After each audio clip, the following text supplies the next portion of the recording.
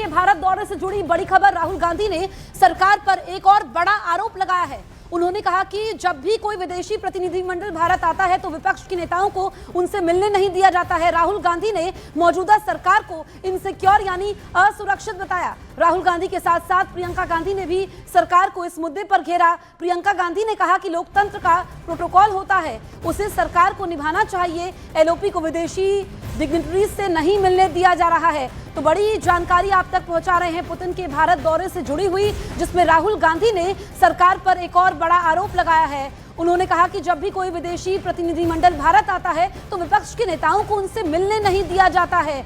राहुल गांधी ने मौजूदा सरकार को इनसिक्योर बताया।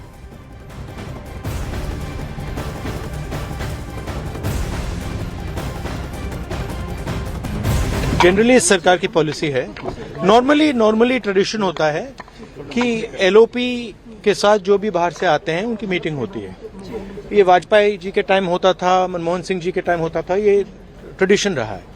बट आजकल क्या होता है कि जो फॉरेन डिग्निटरीज आते हैं या जब मैं कहीं बाहर जाता हूं तो सरकार उनको सजेस्ट करती है कि एलओपी से नहीं मिलना चाहिए। तो ये इनकी पॉलिसी है, ये हर बार करते हैं। जब मैं बाहर जाता हूं ये करते हैं, जब लोग यहाँ आते हैं मैं करता हूं। हमें मैसेज मिलता है कि हमें बताया गया है कि सरकार हमसे कहती है कि आपसे नहीं मिलना है। Thank you. बड़ा रिलेशन रहा है रशिया के साथ है। रिलेशन देखिए, रिलेशन तो सबके साथ है। जो एलओपी एक दूसरा पर्सपेक्टिव देता है। हिंदुस्तान को हम भी रिप्रेजेंट करते हैं, हाँ? सिर्फ सरकार नहीं रिप्रेजेंट करती है। तो सरकार नहीं चाहती कि ऑपोजिशन के लोग बाहर के लोगों से मिलें। ये ट्रेडिशन है। एक सेकंड मुझे बोलने दीजिए। ये ट्रेडिशन है, ये नॉर्म है, बट मोदी जी इस नॉर्म को फॉलो नहीं करते हैं। फॉरेन मिनिस्ट्री इस नॉर्म को फॉलो नहीं करती है। Thank you. बहुत अजीब बात है। ये प्रोटोकॉल होता है। कोई भी विजिटिंग डिग्निटरी एलओपी से मिलते हैं और रिक्वेस्ट करते हैं तो मिलते हैं। तो इस प्रोटोकॉल का रिवर्सल मतलब इस सरकार की जो जनरल जो जितनी भी नीतियां हैं वो इसी आधार पर है। वो सब खुद घेरना चाहते हैं, कोई और आवाज़ को उठने ही नहीं देना चाहते, किसी और का कुछ पक्ष सुनना ही नहीं चाहते, और जो प्रोटोकॉल्स हैं उनको भी तोड़ रहे हैं। इधर बीजेपी ने राहुल के बयान को खारिज करते हुए कहा, उन्हें नॉन सीरियस कहा। यह कहा कि Rahul Gandhi non serious politician है। केंद्रीय मंत्री सतीश चंद्र दुबे ने राहुल पर आरोप लगाया कि वो विदेश जाकर भारत को कोसते हैं। राहुल गांधी के बयान पर कि विपक्ष के नेता को विदेशी प्रतिनिधिमंडल से मिलने नहीं दिया जाता है, हमारे साथ केंद्रीय मंत्री सतीश चंद्र दुबे जी हैं। राहुल गांधी के इस आरोप पर आपका क्या कहना है? देखिए, उनको जब भी देश को कोसना होता है, देश को लोकतंत्र पर प्रश्न खड़ा करना होता है, तो विदेश में जाकर रख ही लेते हैं। तो फिर यहाँ मिलने के ना मिलने की क्या जरूरत है? तो उनकी आदत सी बनी है, हर मोड़ पे हर बिंदु पे अच्छा काम हो तब भी वो कोसते ही रहते हैं। सतीश जी, उनका ये भी कहना है कि अटल जी के समय, मनमोहन सिंह के समय ये प्रथा थी, लेकिन सरकार इनसिक्योर है। ऐसा नहीं है। उनकी जो हाव भाव है, जो रहन सहन है, जो बात करने का जितना सीरियस रहते हैं, आप देखे भी हैं हर मीडिया चैनल पे सीरियस कितना रहते हैं देश के प्रति। तो फिर मिल के भी मिलने का मतलब कि फिर किस करेंगे। तो ये थे केंद्रीय मंत्री सतीश चंद्र दुबे, और इनका ये कहना है कि राहुल गांधी के जो आरोप हैं बिल्कुल गलत है। Amit Pandey, Delhi news 18 India. राहुल के बयान के बाद दिल्ली में सियासी पारा हाई है। कांग्रेस नेता शशि थरूर ने राहुल के बयान का समर्थन करते हुए कहा कि लोकतंत्र के लिए अच्छा होगा कि विदेशी डिग्निटरीज से विपक्षी नेताओं को मिले। वहीं केंद्रीय मंत्री अठावले ने राहुल के बयान पर पलटवार करते हुए कहा कि मोदी सरकार नहीं, विपक्ष इनसिक्योर है। उस विषय पर मुझे पता नहीं, मेरे ख्याल में एक लोकतंत्र में अच्छा होगा कि जो भी आते हैं हमारे देश को कि सबसे मिल ले, लेकिन मैं इसके बारे में डिटेल्स नहीं जानता हूँ। जो राहुल जी कहा आप उन्हें ही कोट कीजिएगा। मैं सिर्फ ये कहूँगा, I think this is an important visit. I think for our country there is no doubt that there are very important bilateral relationships to be maintained with Russia, with China, with America. मुझे लगता है कि माननीय Putin जी अपने India के दौरे पर आए, भारत के टूर पर आए हैं, और ये अनेक विषय पर मतलब चर्चा होगी। यहाँ भारत और रशिया में जो व्यापार है व्यापार में बहुत बढ़ोतरी होगी और दोनों देशों को उसका फायदा होने वाला है। लेकिन जिस तरह राहुल गांधी जी प्रियंका गांधी जी आरोप लगा रहे हैं कि नरेंद्र मोदी जी इनसिक्योर है, तो मुझे लगता है कि नरेंद्र मोदी जी जितने सिक्योर है उतने कोई भी नहीं है और अपोजिशन लोग और कांग्रेस पार्टी सिक्योर है। मुझे लगता है कि अगर माननीय पुतिन जी अपोजिशन लीडर को मिलना चाहते हैं तो अपॉइंटमेंट ले सकते हैं, उनको भी मिल सकते हैं।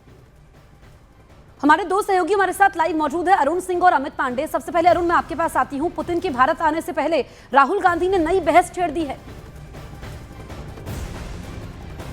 देखिए, राहुल गांधी ने आरोप लगाया और स्पष्ट आरोप लगाया, सीधा आरोप लगाया कि प्रोटोकॉल का और ट्रेडिशंस जो रहे हैं हिंदुस्तान की डेमोक्रेसी में उसका पालन मोदी सरकार नहीं कर रही है। उसके पीछे का तर्क वो ये दे रहे हैं कि पुतिन की भारत यात्रा है। उनसे पूछा गया कि क्या आपकी उनसे मुलाकात का कोई शेड्यूल है। उनका ये कहना था कि सरकार की तरफ से या किसी भी व्यक्ति की तरफ से मेरे पास कोई भी इंफॉर्मेशन इंटीमेशन नहीं है कि पुतिन से मेरी मुलाकात है। जबकि नेता विपक्ष के तौर पर यह ट्रेडिशन रहा है कि जब कोई डिग्निटरी विदेश के हिंदुस्तान का दौरा करते हैं तो राष्ट्रपति प्रधानमंत्री के अलावा नेता विपक्ष से भी उनकी मुलाकात होती है। राहुल गांधी का कहना था कि देखिए, देश रिप्रेजेंट सिर्फ प्रधानमंत्री नहीं करते, नेता विपक्ष के तौर पर वो भी करते हैं। और उन्होंने एक और बड़ा आरोप लगाया कि न सिर्फ हिंदुस्तान में बल्कि जब वो बाहर भी कहीं जाते हैं विदेश यात्रा में और कोशिश करते हैं किसी दूसरे देश के राष्ट्रपति या प्रधानमंत्री या फिर किसी मंत्री से मिलने का, तो वहां भी जो विदेश मंत्रालय हिंदुस्तान का है वो उनको रोक देता है। ये गंभीर बात है और ये बड़ा आरोप है कि हिंदुस्तान का विदेश मंत्रालय उनको विदेश में भी किसी फॉरेन डिग्निटरी से नहीं मिलने देता है। यहाँ की जहाँ तक बात है, उन्होंने स्पष्ट तौर पर यह कहा कि ट्रेडिशन रहा है, ये प्रोटोकॉल रहा है ये कि नेता विपक्ष, और कई देशों में डेमोक्रेटिक देशों में आप देखिए कि नेता विपक्ष जो होता है उसको प्रधानमंत्री का शैडो कहा जाता है, शैडो पीएम भी कहा जाता है कई बार। तो वही वो दोहरा रहे थे कि इतने महत्वपूर्ण पद पर अगर वो हैं तो जो हिंदुस्तान का दौरा कर रहे हैं किसी भी देश के राष्ट्राध्यक्ष हो, चाहे वो प्रधानमंत्री हो या फिर राष्ट्रपति हो जैसे कि पुतिन है, तो वो अगर आ रहे हैं तो उनसे मुलाकात क्यों नहीं उनकी करवाई जा रही है। और मुलाकात नहीं करवाने की जो जहां तक सवाल है तो आरोप उन्होंने सीधा लगाया कि मोदी सरकार नहीं चाहती कि विपक्ष का कोई पर्सपेक्टिव या कोई नेता उनसे शेयर करे और इसीलिए उनकी मुलाकात रोकी जा रही है। प्रोटोकॉल का उल्लंघन किया जा रहा है, ट्रेडिशन का उल्लंघन किया जा रहा है। ठीक है अमित, जो अरुण सिंह बातें कह रहे हैं, क्योंकि राहुल गांधी ने सीधे तौर पर सरकार पर हमला बोला है, इस पर सरकार का क्या पक्ष है? देखिए, सरकार की ओर से ये कहना है कि पिछले कुछ सालों में राहुल गांधी जब विदेश गए हैं तो उन्होंने भारत की छवि को नुकसान पहुंचाने के लिए विदेशी सरजमी पर उन्होंने ऐसी बातें बोली हैं जो नेता विपक्ष के तौर पर शोभा नहीं देता है। और इसीलिए अगर ऐसी कोई बात है कि उनको नहीं मिलने दिया जा रहा है विदेशी प्रतिनिधिमंडल से, तो ये बयान भी बहुत बड़ी वजह हो सकते हैं, ऐसा बीजेपी के रणनीतिकारों का मानना है। लेकिन फिलहाल राहुल के इस बयान पर बीजेपी का और सरकार का यही कहना है कि इस तरीके का जो प्रोग्राम था बहुत पहले से तय हो चुका था और नेता विपक्ष के मिलने का कोई अभी इसमें कोई शेड्यूल नहीं था। और समय समय पर जब होता है तो कुछ विपक्ष के लोगों से भी मुलाकात यहाँ पर कराई जाती है प्रतिनिधिमंडल से। पहली चीज। दूसरी चीज, खुद सरकार को जब विदेशों में भेजना था ऑपरेशन सिंदूर के बाद प्रतिनिधिमंडल को, तो उसमें विदेशी पार्टियों के भी विपक्षी पार्टियों के भी उसमें सदस्य थे। तो जाहिर सी बात है कि इस पर ये सरकार इसको एक नियमित पहले से ही तय किया हुआ प्रोग्राम मान रही है।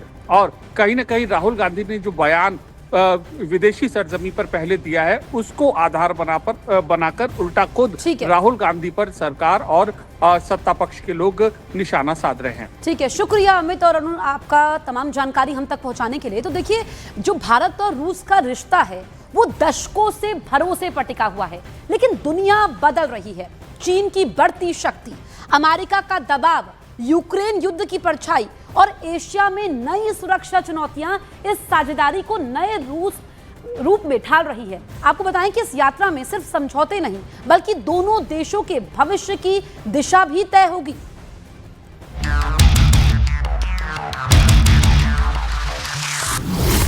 अमेरिकी दादागिरी के बीच दो शक्तियों की मुलाकात,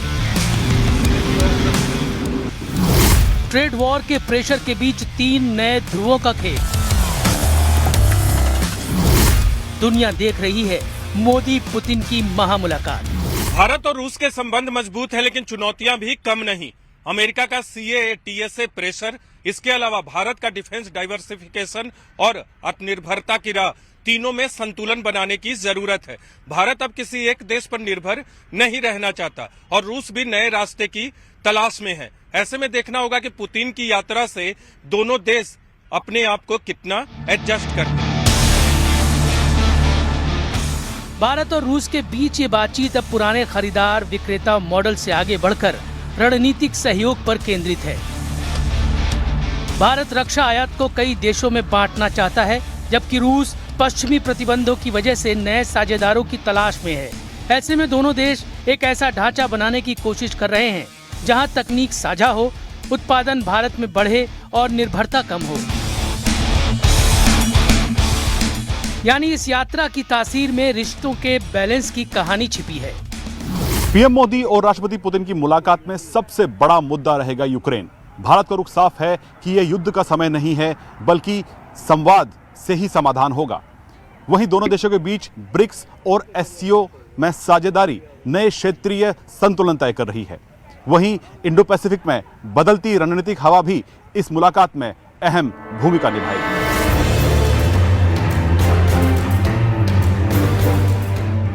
यूक्रेन युद्ध ने पश्चिम और रूस के बीच खाई को और गहरा किया है, लेकिन भारत अपनी स्वतंत्र विदेश नीति पर कायम है।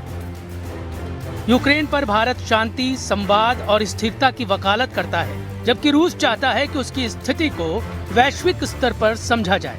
एससीओ और ब्रिक्स में दोनों देशों की भूमिका बढ़ रही है, जिससे एशिया में नया शक्ति संतुलन बन रहा है। इंडो पैसिफिक की बदलती राजनीति इस बातचीत को और अहम बनाती है।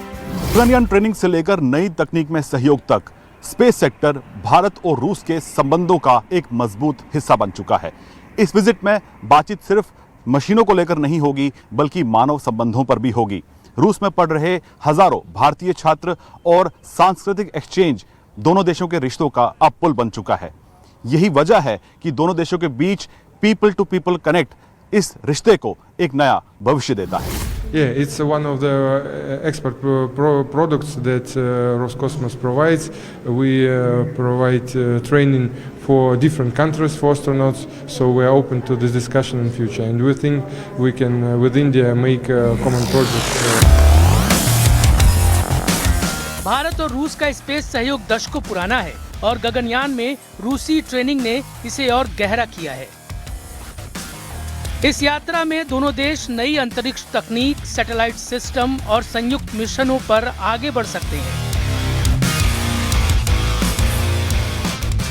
लेकिन रिश्तों की असल मजबूती वो मानवीय पुल है जो रूस में पढ़ने वाले भारतीय छात्रों और सांस्कृतिक संपर्क से बनता है। ये सामाजिक जुड़ाव दोनों देशों के रिश्ते को केवल सरकारी समझौतों से कहीं आगे ले जाता है। उधर चीन की आक्रामक सैन्य विस्तार नीति भारत के लिए सीधी चुनौती है, जबकि अमेरिका लगातार चाहता है कि भारत इंडो पैसिफिक रणनीति में पूरी तरह से उसके साथ खड़ा हो। इस बीच रूस, जो पहले से पारंपरिक साझेदार है, अब चीन की तरह भारत को भी नो लिमिट्स रणनीतिक साझेदारी का संकेत दे रहा है। क्रेमलिन प्रवक्ता दिमित्री पेस्कोव का बयान साफ है कि रूस उतनी ही दूर तक जाएगा जितना भारत चाहेगा। Yes, it's our readiness to enhance to develop our cooperation with China in various fields without no limits. But the same stand we have with India. We are ready to go as far as India is ready. ये प्रस्ताव भारत के लिए नया मौका भी है और एक सावधानी की मांग भी करता है।